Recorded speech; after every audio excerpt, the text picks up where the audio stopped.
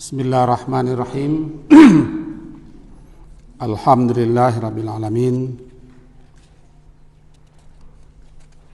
Wassalatu wassalamu ala Rasulillah wa ala alihi wa ashabihi ajma'in. A'udzu billahi minasy syaithanir rajim. Bismillahirrahmanirrahim. Wa idz qala Musa liqaumihi ya qaumi lima tu'dzunani wa qad ta'lamuna anni rasulullah ilaikum falamma zagu azaghallahu qulubahum wallahu la yahdil qaumal fasiqin. Wa idz qala Isa ibn Maryam ya bani Israil inni rasulullah ilaikum musaddiqan lima baina yadayya minat Taurah wa mubashiran bi rasulin ya'ti min ba'di ismuhu Ahmad. Falamma ja'ahum bil bayinat qalu hadza sihrun mubin. Surat Shaf, surat yang ke-61. Kita baca sebentar ini ayat yang ke-64.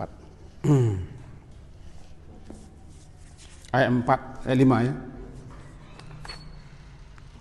Sampai ayat 6. Bapak dan ibu-ibu yang berhadir, setelah disebutkan di atas tentang masalah jihad, Allah mencintai, menyukai orang-orang yang berperang di jalan Allah, membentuk barisan yang rapi, teratur,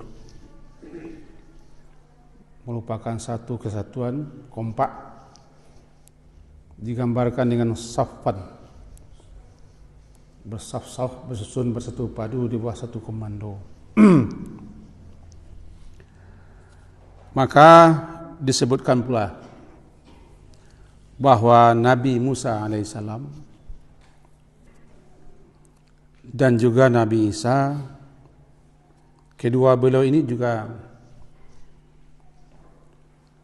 mengajari, membimbing, mengarahkan orang untuk bertauhid kepada Allah, berjihad fi sabilillah. Tapi malahan beliau disakiti, diperlakukan dengan zalim dan seterusnya. Maka jadilah ayat yang ke-5 ini dan ke-6 menjadi hiburan pula bagi Nabi SAW, sehingga beliau tidak merasa sendirian. Karena semua rasul-rasul diutus juga mendapat gangguan,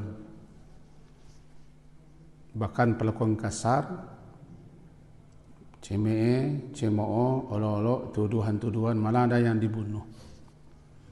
Ayat-ayat yang seperti itu bagi Nabi SAW sebagai tasliyah, sebagai hiburan, sehingga beliau tidak merasa hanya sendirian atau merasa seakan-akan hanya beliau saja yang seperti itu. Tidak, semua rasul mendapat gangguan daripada umatnya. Nah, dalam beberapa riwayat disebutkan salah satu tabiat atau watak daripada kaum Bani Israel, mereka suka berolok-olok, bermain-main, tidak serius. Bahkan kalau garah itu gerah kudo. So. Nabi mereka olok-olok. Tersebut dalam kitab Sahih Bukhari, bahwa kebiasaan Bani Israel itu salah satunya mereka suka mandi di tempat umum. Mandi di tempat umum, dalam ajaran mereka tidak ada larangan. Mandi bersama, tidak pakai baju. Tentu laki-laki sama laki-laki, perempuan sama perempuan. Nah, Nabi Musa alaihissalam beliau pemalu sebagai seorang rasul, apalagi sangat pemalu sehingga beliau tidak mau mandi bersama-sama, bergabung dengan orang banyak. Beliau kalau mandi ya memencil, menjauhkan diri dari tempat umum. Lalu di antara Bani Israil itu ada yang menuduh sikap Nabi Musa karena beliau penyakit baras. Musa makanya tidak mau mandi dengan kita, beliau penyakit sopak, penyakit belang kulit, atau penyakit adar, penyakit kelamin, besar buah penis. Itu tuduhan-tuduhan kepada Nabi, kepada Rasul mereka. Tuduhan-tuduhan seperti itu. Ini Nabi Musa itu jadi bahan juga lah, bahan permainan, bahan olok-olok. Seorang Rasul diganggu seperti itu. Padahal beliau orang yang pemalu. Dan seterusnya. Sehingga suatu saat ketika beliau mandi, beliau letakkanlah pakaian beliau di atas sebuah batu. Itu tercatat dalam Sebabun Nuzul, dalam hadis Bukhari. Ketika beliau masih mandi, Allah Maha Kuasa, tiba-tiba batu itu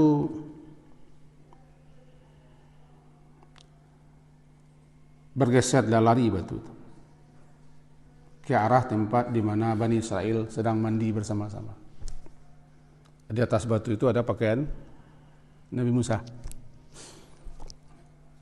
Karena Nabi Musa melihat pakaiannya dilarikan oleh batu, boleh kejar batu dalam keadaan tidak berbaju, tidak berpakaian. Kata beliau, "Thawbi ya hajar." Pakaianku hai batu. Kiranya batu itu mengarah ke tempat di mana Bani Israel mandi bersama. Tanpa sadar Nabi Musa mengejar bajunya, pakaiannya. Nampak Nabi Musa beliau gagah, mulus bersih, tampan, tidak sebagaimana dituduh dan diolok-olok oleh kaumnya sendiri bahwa Nabi Musa adalah orang penyakit belang, baras, sopak, belang-balang. Atau tuduh mereka Nabi Musa itu alat kelaminnya rusak dan seterusnya. Nah, dengan cara begitu Allah memperlihatkan kepada Israel bahwa tuduhan-tuduhan mereka tidak benar. Sehingga dikatakan, diperingatkan orang beriman,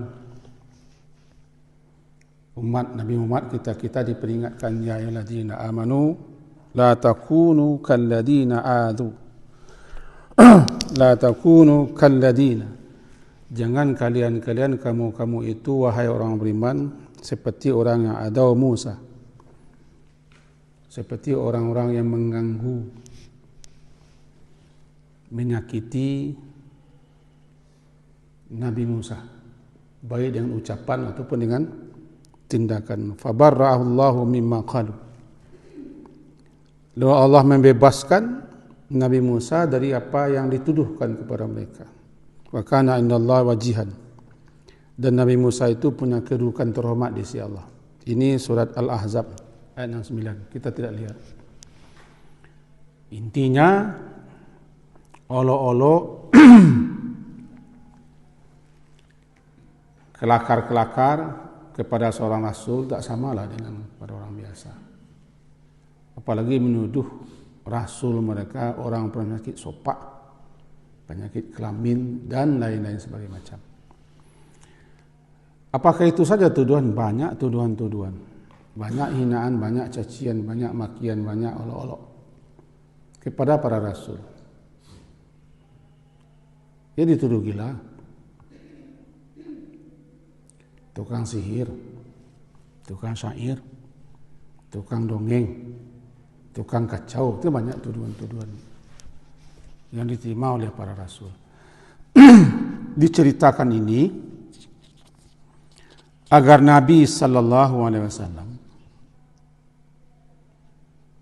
beliau merasa tidak sendiri. Nah, kalau bahasa awaknya sebagai perumpamaan lah ketika lihat seorang perempuan hamil misalnya. Seorang ibu mengatakan kepada anaknya, ya begitu orang hamil tu. Dakwah seorang saya tak itu siasan hamil, ya begitu. Siasan datang bulan, ya tak itu. Atau seorang nenek-nenek bicara kepada cucunya, ya begitu. Kita perusi ko ya begitu. Laki-laki biko lain lo tu. Jadi merasa tidak sendiri. Namanya tasliyah. Tasliyah bagi Nabi. Di mana beliau juga disakiti, Nabi juga diganggu. Nabi Muhammad juga diolok-olok, dituduh dengan berbagai macam tuduh-tuduhan oleh orang Quraisy. Kan beliau dituduh tukang apa? Gila. Beliau tuduh sahir, tukang sihir, syair, tukang syair, tukang sihir. Beliau juga tuduh sebagai muftarin, tukang bikin-bikin ajaran baru. Nabi Muhammad kan itu juga ahli bid'ah. Bid'ah minar rusul. Beliau tuduh orang ahli bid'ah membawa ajaran baru. Dan yang beliau sampaikan tuduh asatirul awalin. Itu dongeng-dongeng cerita orang dulu yang tidak ada ujung pangkalnya. Tuduhan-tuduhan seperti itu. Di sini perintah untuk berjihad kemarin. Maka termasuk dalam ayat yang kita baca sebentar ini, lima taqulu, kenapa kamu mengatakan apa yang tidak kamu lakukan. Nah sekarang mari kita pahami ayat ini. Wa idh qala Musa liqaumihi ya qaumi. Dan ingatlah ketika berkata Nabi Musa. Diarahkan ayat kepada Nabi sallallahu alaihi wasallam, yaitu wazkur. Dan ingatlah wahai Rasul, wahai Muhammad, ingat dan ingatkan pula ini kisah kepada umatmu, kepada kita. Itu ketika Musa alaihissalam berkata kepada kaumnya, lima tu'dunani. Lima kenapa atau mengapa tu'dzuna kamu kalian menyakitiku. Ada tu melakukan satu tindakan atau perkataan atau sikap yang membuat orang tersakiti, terganggu, baik fisik ataupun batinnya, namanya ada.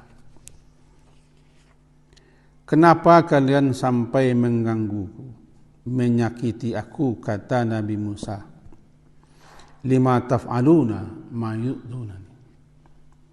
Lima taf'aluna, kenapa kalian melakukan sesuatu yang menimbulkan aku sakit, aku terganggu. Menuduh yang macam-macam yang bukan-bukan. Kan mereka ketika Nabi Musa menyelamatkan mereka, membawa mereka daripada kejaran Fir'aun, juga dituduh Nabi Musa itu oleh kaumnya yang banyak cincong.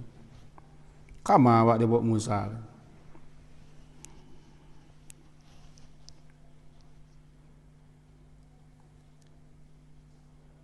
Sehingga sampai di tepi Laut Merah, katanya Nabi Musa, inna lamudrakun. Musa tak kamu awak dibawa.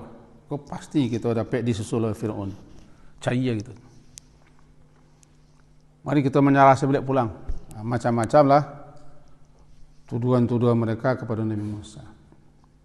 Kata Nabi Musa menjawab, kala innama ya Rabbi sayahdin. Tidak, kita tidak akan bisa disusul oleh mereka-mereka. Sesungguhnya bersama aku ada Tuhanku yang akan menunjukiku. Itu surah Asy-Syu'ara ayat 162. Intinya lah, kalau kita sebut macam-macam gangguan dan tuduhan-tuduhan, kata-kata yang menyakitkan kepada Rasul banyak. Semenjak Nabi Nuh.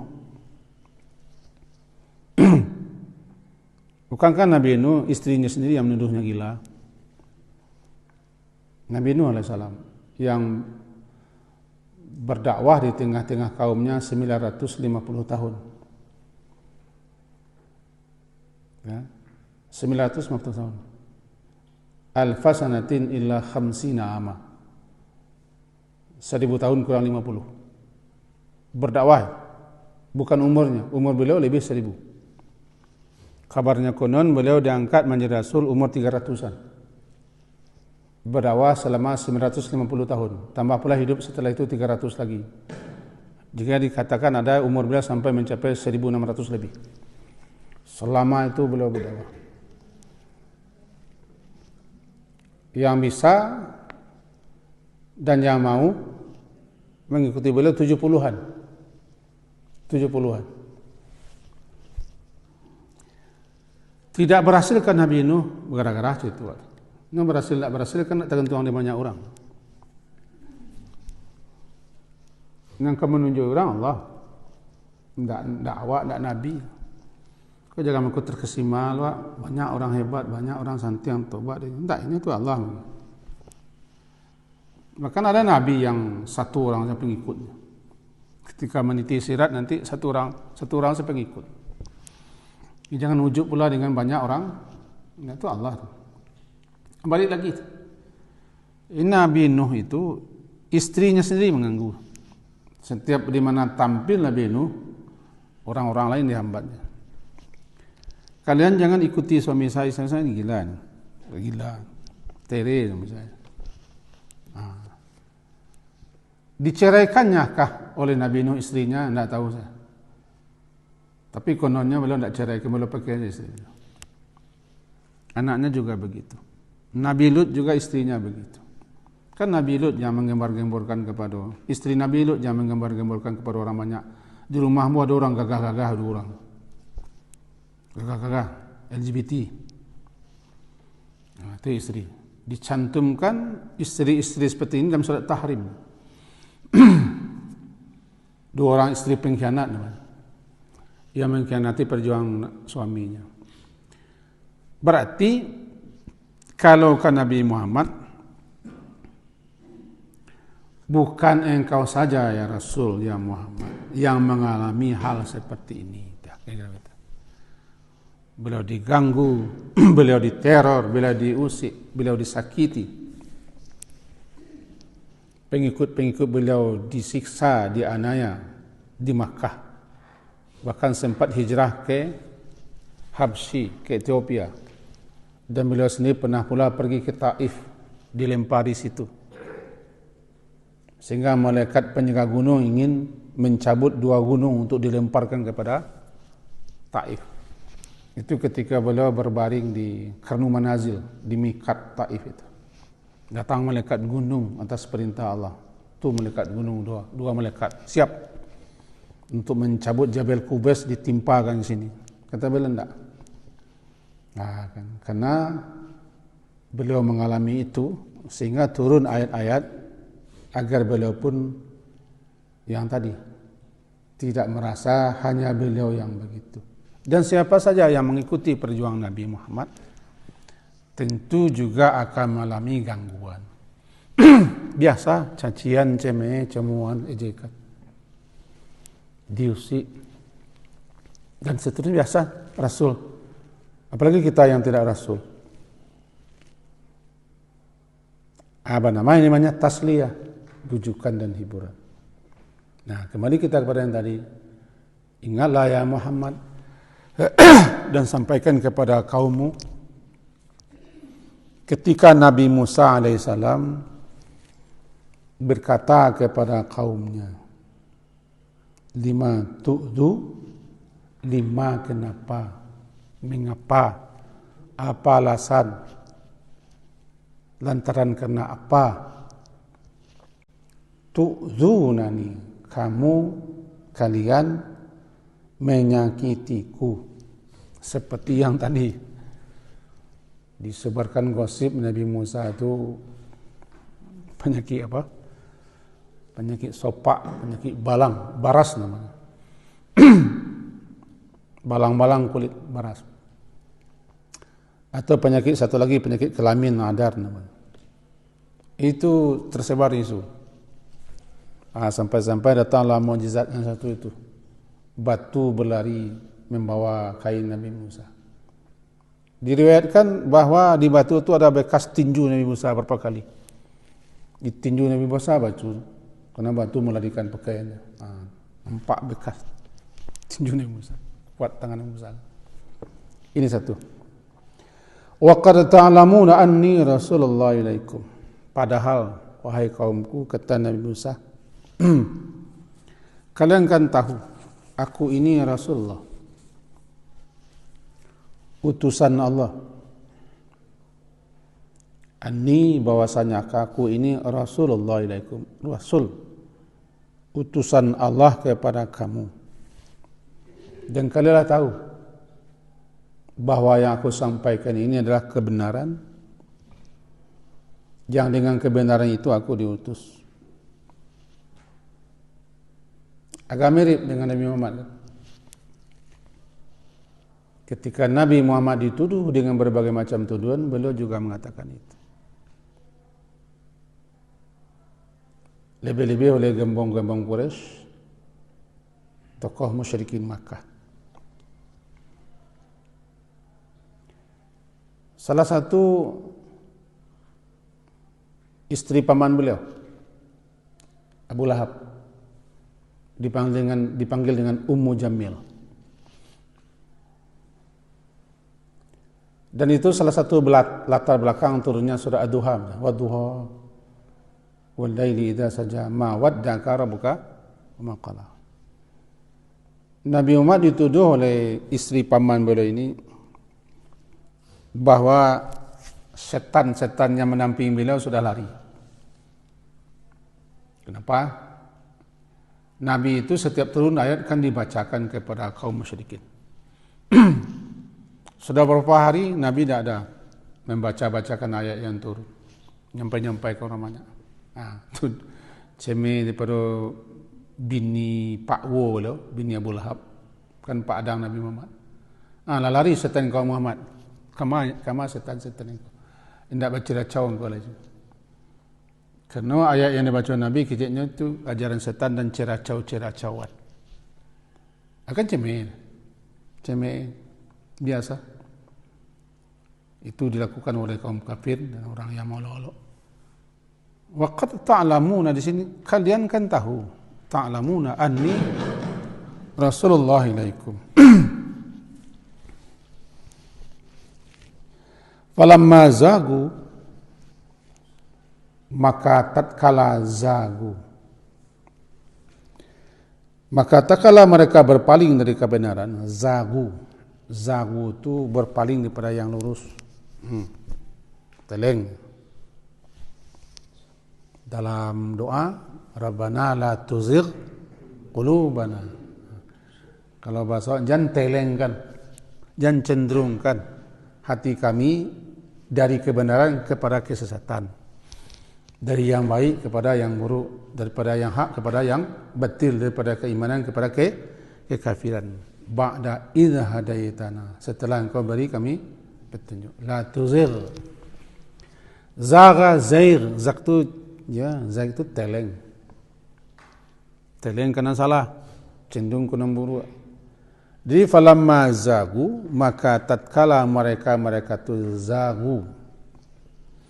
Anan zagu tadi lagi tulisan. Falamma malu anil haq, mereka telah berpaling daripada kebenaran kepada kesesatan, daripada yang baik kepada keburukan, daripada yang hak kepada yang batil, daripada yang lurus kepada yang bengkok. Amalallahu qulubahum lil huda, maka Allah pun memalingkan hati mereka daripada petunjuk. Itu namanya kecil guru-guru kita, kecil ulama-ulama besar kita, ahli tafsir namanya, seperti apa yang dikatakan Ibnu Katsir, itu namanya al-jaza' min jinsil amal. Al-jaza'u min jinsil amal, balasan sesuai dengan jenis perbuatan kita. Kalau teleng, ditelengkan. Kalau miring, dimiringkan. Kalau mengarah ke dalam buruk, dipaturikan. Balasan yang buruk-buruk juga. Siapa yang cenderung kepada yang salah nanti akan menyusul kesalahan-kesalahan lainnya. Jadi orang kalau buruk sangko selalu contoh. Orang kalau buruk sangko nanti akan banyak sangko-sangko buruk mengikutinya. Orang kalau lah cenderung kepada yang buruk, teleng kepada yang salah, menyimpang peneluhi, nanti bahkan ketemu sekian banyak hal-hal yang buruk-buruk. Istilahnya tunadi bi ukhtiha. Tunadi bi ukhtiha. Perbuatan itu apapun bentuk perbuatan baik atau buruk, kalau dilakukan nanti akan mengikuti, mengiringi saudara-saudaranya. Contoh elok wah. Ketika orang elok kau pergi ke masjid atau berada di kelompok orang baik-baik, nanti akan banyak kebaikan-kebaikan menyusul mengiring datang. Tapi cobalah pergi ke tempat maksiat, ke daerah-daerah yang bergelimang dengan macam dosa. Masuk ke situ nanti banyak pula nanti yang akan mengiringi dosa-dosa lain. Duduk menjadi tempat itu. Kalau letak orang tua, letak orang domino. Ikut joget-joget orang ni cik pangkanya nah lain mah mengikut. Jadi nama tunadi bi ukhtiha. Perbuatan itu baik atau buruk nanti akan menyusul, dia akan menyeru saudara-saudaranya. Orang kalau lateleng kepada yang salah, berpaling kepada yang benar, nanti yang buruk akan mengikutinya. Jadi falamma zagu azagallah. Tatkala mereka menyimpang daripada kebenaran, Allah peturutkan sehingga mereka berpaling kepada petunjuk. Nah, ko namanya kecik beliau-beliau yang mulia, al jazau min jinsil amal. Balasan mereka lah yang cenderung kepada yang salah. Tinggal mempaturuti salah. Contoh-contohnya kita ambil dua contoh. Misal, man satara satarallah. Siapa yang suka menutup kejelekan orang, Allah tutup kejelekannya. Tentu kebalikannya, siapa yang suka membongkar-bongkar kesalahan orang, satu saat akan dibongkar. Man nafasa, siapa yang suka melapangkan orang, meringankan orang, memudahkan orang, Allah lapangkan. Allah mudahkan urusannya. Ini mana? Jaza' min jinsil amal. Jadi falamma zagu, maka tatkala mereka cenderung berpaling daripada yang benar, Allah tinggal memperturutkan keberpalingan mereka. Di sini falamma zagu, maka tatkala mereka berpaling daripada yang hak, berpaling daripada yang hak, malu anil haq, amalallahu qulubahum anil huda. Allah palingkan hatinya daripada petunjuk, sehingga petunjuk itu makin jauh. Bani Israel karena begitu sikapnya, suko majek-ejek, mau olok-olok bermain-main dengan agama, mengingkari, mendustakan, banyak tanya. Karena ini sudah menjadi tabiat, diperturutkan. Apalagi mengganggu Nabi, menyakiti Nabi. Azaghallahu qulubahum wallahu la yahdil qaumal fasikin. Allah tidak akan menunjuki kaum yang fasik. Kata para ulama-ulama kita dalam memahami ini, wa fi hadza tanbihun, ini peringatan keras. Betapa besar dosa, bahaya akibat menyakiti Rasul. Bisa-bisa mengantarkan orang kepada kekafiran, dan bisa-bisa mengantarkan orang kepada hatinya tertutup untuk menerima kebenaran. Ya, kita ulang, kalau kita tidak menyakiti Rasul langsung, mengolok-olok ajarannya, mengobok-obok, mengacak-acak, bahkan membantah ajarannya, itu langsung kita tidak menyakiti Rasul, tapi ajaran beliau. Siapapun yang menyakiti Rasul, baik dalam bentuk ucapan ataupun tindakan atau perbuatan, dan segala macam. Dia akan mengalami akibat, siapapun. Dan salah satu azab yang disegerakan dunia kan begitu. Berbuat kelaliman, menyakiti, mengganggu. Siapa-siapa saja yang mengganggu Rasul, menyakiti Rasul, menyebarkan hal yang jelek tentang Rasul, dia akan mengalami. Dia akan mengalami. Di sini dikatakan ketika mereka telah berpaling, Allah palingkan. Dan Allah tidak akan tunjuki kaum. Di sini kan bunyinya kaum ini. Wallahu la yahdil qaum, berarti itu umum. Allah tidak akan tunjuki atau tidak akan memberi petunjuk kepada kaum termasuk Bani Israel dan siapa saja yang seperti Bani Israel. Kaum al-fasiqin, kaum yang fasik.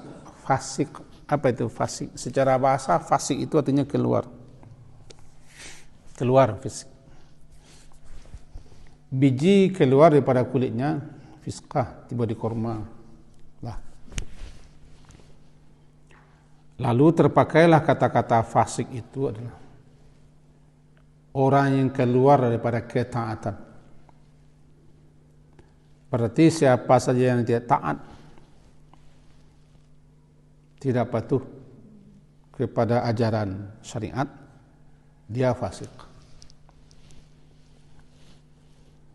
Keluar daripada kebenaran, keluar daripada jalan yang lurus, menyimpang masa kitanya, fasik. Pelakunya fasik. Puncak kefasikan kafir. Tetapi tidak semua orang fasik kafir. Para pendosa-pendosa besar fasik juga namanya. Nah, puncaknya adalah kafir. Kafir. Makanya ada yang fasik itu menyebabkan orang kafir, ada perbuatan fasik itu yang menyebabkan orang menjadi tercatat sebagai ahlul kabair, para pelaku-pelaku dosa besar. Di sini mencela, mengejek, menghina, menjelek-jelekkan Nabi atau Rasul ataupun ajaran yang boleh bawa bisa mengantarkan orang kepada kefasikan. Fasik di sini kepada kekafiran. Karena mengejek, mengolok-olok ajaran Rasul Allah yang nyuruh itu bukan dosa kecil. Bukan kefasikan biasa. Kefasikan yang mengantarkan orang kepada kekafiran yang menyebabkan tercerabut dari hati mereka yang hak. Falamma zaghu azaghallahu qulubahum littaqwa wallahu la yahdi. Allah tidak akan menuntun, tidak akan memberikan petunjuk kepada kaum yang fasik. Orang-orang fasik ini kita harus berhati-hati. Karena di zaman kita, juga zaman dulu, juga zaman akan datang, banyak orang-orang yang fasik seperti itu. Orang-orang yang menyimpang, yang keluar daripada ajaran kebenaran, daripada pegangan yang telah Rasulullah pusakakan kepada kita, Al-Quran dan hadis beliau atau Al-Quran dan Sunnah. Sekedar untuk menggarisbawahi,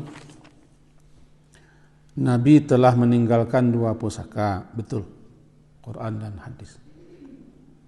Tapi bukan berarti kita bisa langsung mencerna begitu saja. Tentu harus juga ada perangkat-perangkat dan ilmu-ilmunya. Sangat berbahaya seseorang yang tidak ahli di bidang itu, lalu dia pahami Al-Quran itu dengan logikanya saja. Yang kedua, begitu juga hadis-hadis Nabi. Sangat berbahaya secerdik apapun orang kalau dia tidak mengikuti perangkat-perangkat ilmunya untuk dapat mengetahui sebuah hadis. Nanti bertebaran pula hadis-hadis palsu. Sehingga ulama-ulama juga menulis buku-buku, kitab-kitab bahasa kitanya bahasa hadis. Nah, kan? Garib hadis itu bahasa yang terdapat dalam hadis, apa penjelasan, apa maksudnya. Jadi menyebarkan pemahaman-pemahaman yang tidak benar dari ajaran yang ditinggalkan oleh Nabi, karena tidak berilmu tentang itu juga termasuk menyimpangkan orang daripada kebenaran. Nah, kembali kita kepada kaji pangkal tadi, dapat kita ambil pelajaran satu. Pertama, ayat yang kelima ini, bagi Nabi Muhammad dan bagi siapa saja umat Nabi Muhammad sebagai penyabar, penenangan, penghibur, sebagai bujukan, si tawa, si dinginlah, bahwa yang namanya Rasul yang Allah utus sudah pasti dia mendapat gangguan, rintangan, penganiayaan, pengusiran, olok-olok, cacian, bahkan permusuhan, puncaknya pembunuhan. Nah, Bani Israel terkenal dengan membunuh nabi-nabinya. Nabi terakhir yang mereka bunuh ayah dan anak karena fitnahan mereka, Yahya dengan Nabi Zakaria. Nabi Isa mereka bikin makar. Itu Bani Israel memang membunuh. Jadi yang pertama, bahwa rasul-rasul itu tidak disambut dengan cara lain, itu juru dakwah. Orang juru dakwah dari Rusia wak cambuk sekali terang cara nanti orang ramai-ramai itu mubalik orang taklim. Murid-murid kami itu orang-orang anak mau ceramah ngaji paling orang lari sih. Nanti digugah orang enggak, dibatu orang enggak, diambil orang, diampang orang, diseret orang enggak.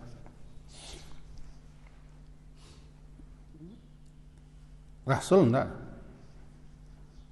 Jadi semenjak zaman Nabi Nuh sampai Nabi Muhammad dia diganggu, disekati, puncaknya dibunuh. Itu satu. Yang kedua, salah satu contoh kaum yang suka mengusik, mengganggu dan meletakkan tuduhan-tuduhannya macam-macam kepada Rasul mereka, Bani Israel. Seakan-akan di Bani Israel itu komplit semua contoh. Sehingga surah Al-Baqarah itu hampir ditebari dengan kisah Bani Israel. Karena komplit contohnya. Contoh banyak. Contoh untuk apalagi perjuangan Nabi Muhammad agak mirip dengan Nabi Musa. Dan lebih-lebih Nabi Muhammad juga menghadapi umat yang mengaku sebagai Bani Israel dan Yahudi. Itu satu. Yang kedua, kita yang mewarisi ajaran Rasul dan berusaha pula nanti untuk menyebarkan ajaran Rasul juga akan menyapati tindakan-tindakan walaupun tidak sama. Walaupun tidak sama, tapi pasti ada cemeh, ada gangguan, ada ketidaknyamanan, ada hinaan, ada cacian dan segala macam. Nyo berceramah, mengaji, taklim berbeda dengan menghadapi masyarakat lain. Ceramahku santai, diundang orang tiba, nak dipanggil orang, nak datang, habis. Tapi hidup di tengah masyarakat, mendakwahi mereka, mengajak mereka, menuntut mereka, bagaimana, dapat gangguan lah, cacian makian lah. Nah, siapapun yang seperti itu, sama dapat gangguan. Contohnya kawan-kawan di tabligh lah. Kawan-kawan di tabligh kan tak ceramah tu. Dia mengajak orang, macam-macam gangguan. Kalau kita kok taklim namanya. Kalau boleh sampai ketika taklim ku orang tamat lima lah. Ku nama celak-celak ganti asah. Itu pelajaran yang kedua. Yang ketiga daripada ayat yang kita pelajari ini bahwa gangguan itu, hal-hal yang menyakitkan itu kadang timbulnya daripada orang yang tahu. Wa qad ta'lamuna anni rasulullah alaikum. Kalian kan tahu aku rasul. Lah ada bukti-bukti kok. Ada penjelasan, lah mengerti kalian Rasulullah, mengerti kalian sakiti aku. Itu juga suatu indikasi, suatu syarat yang mengganggu kadang-kadang orang tahu betul. Ko talintih lah balau, ko tersinggung. Tiba di Minang namanya tersinggung atih pada bak kanai. Ko talintuang kanai, ko talintuang naik ke tersinggung ke turun, ko alah kini. Ko pangkatnya, ko statusnya, ko jabatannya, ko posisinya antara dua. Nolah tahu maksud ko kebenaran, pinyo yang mengganggu. Itu besar juga peluang seperti itu. Kata alamuna. Sungguh kalian tahu aku ini kan Rasul, kata Nabi Musa. Rasul. Lalu kenapa kalian begini? Itu yang ketiga. Gangguan itu bukan hanya timbul pada orang bodoh, orang kafir, justru malahan juga timbul pada orang-orang cerdik pandai, karena kepentingannya barangkali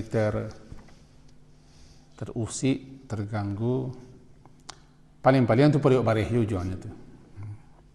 Periuk barih itu adonan ketek, ada periuk barih itu sekarang pulau, ada sekarang Indonesia tergaduh periuk barih. Kemudian masih ada yang keempat, falamma zagu azagallah. Siapa yang cenderung kepada kebatilan, kesesatan, kepada yang salah, dan tidak ada keinginan untuk memperbaiki diri, maka Allah akan turutkan. Namanya al-jaza bin jinsil amal, balasan sesuai dengan amal. Orang kakidah nanti kakidah mana gajinya? Bahasa kami ini kakidah. Siapa suku kakidah dipetuliin kakidahnya. Dan terakhir bahwa menyakiti Rasul dengan berbagai macam tidak sama dengan menyakiti, mengganggu selain Rasul. Menyakiti Rasul, mengganggu Rasul, menuduh dengan berbagai macam tuduhan, baik langsung tidak langsung, ujungnya bisa kefasikan. Kefasikan itu bisa jatuh kepada kekafiran. Tapi kalau awak biasa saja diganggu orang, itulah seni hidup. Seni hidup yang harus kita bersikap sabar. Karena kita diganggu, kita digaduh, kita dituduh, kita begini, tidak sama, kita tidak Rasul. Kita tidak sama Rasul. Walaupun itu namanya akibat kita menyampaikan kebenaran, pasti ada nama nintang. Itulah tiuk-tiuk. Tidak ada orang menanam padi tidak berumpui. Tidak ada orang menanam lado yang tidak berumpui. Tidak ada. Semua orang padi ditanam ada rumpunya. Bapara orang ada rumpunya. Itu penggadangannya namanya. Penggadangan. Sebaliknya tidak ada. Kalau tibarau tanam orang tidak tumbuh tabur. Ilalang tanam tidak tumbuh padi. Tapi kalau padi tumbuh tanam ilalang rumpui biasa ada. Kalau tabu yang tanam tibarau pasti tumbuh. Aku namanya seni untuk penggadangan nambana itu. Sebab kita kat Suramal ada rancak tumbuh lamahnya. Itu kuat itu. Kamu apa gaji Pak? Kesinan salah gajinya. Semoga berfaedah buat saya dan kita semua. Iya Pak Ji. Al-Jaza bin Zaman itu hadis tadi itu, Ustaz? Enggak, itu kaidah. Kaidah yang lahir daripada saripati ayat dan hadis. Bukan hadis. Enggak. Itu atau bahasanya kalau enggak itu bahasanya. Semua apa yang kita lakukan pasti kita mendapat balasan. Nah, baik, buruk. Hampir sama dengan in syarran fa syarrun, in khairan fa khairun. Jika buruk, fa jazaohu. In syarran, jika kamu melakukan yang buruk, fa jazaohu syarrun, maka balasannya adalah buruk. In khairan, jika kalian melakukan yang baik, fa jazaohu khair, maka balasannya baik. Kama tadinu tudan, sebagaimana yang kau perbuat, begitu pula balasannya yang kau terima. Malikum idin namanya. Banyak Allah menyebut Bani Israel dalam Al-Quran. Pertanyaanku, apakah Bani Israel yang kini itu sama garis keturunannya dengan Bani Israel yang di dalam Al-Quran? Paling tidak keturunannya. Walaupun tidak sama, paling tidak keturunannya. Garis keturunan. Iyalah. Tidak keturun langsung, tapi garisnya lagi. Pak. Jadi mereka tidak akan habis sampai di kiamat. Tapi salah satu tanda hari kiamat kecek guru akhir zaman kan? Yahudi manduk di balik batu. Tenggayu ambo Yahudi. Kau Yahudi belakang ambo. Kan kecek ustaz akhir zaman. Semua ustaz yang di akhir zaman semuanya akhir zaman. Jadi Nabi Adam menjadi nabi tidak pernah jadi ustaz akhir zaman. No, awal zaman. Siasa nama ceramah di akhir zaman ya ustaz akhir zaman dan tapi masalah pakar. Oh, pakar akhir zaman. Semua yang pakar di akhir zaman semuanya kan. Tapi kecek guru apa? Yahudi itu sampai di kiamat ada.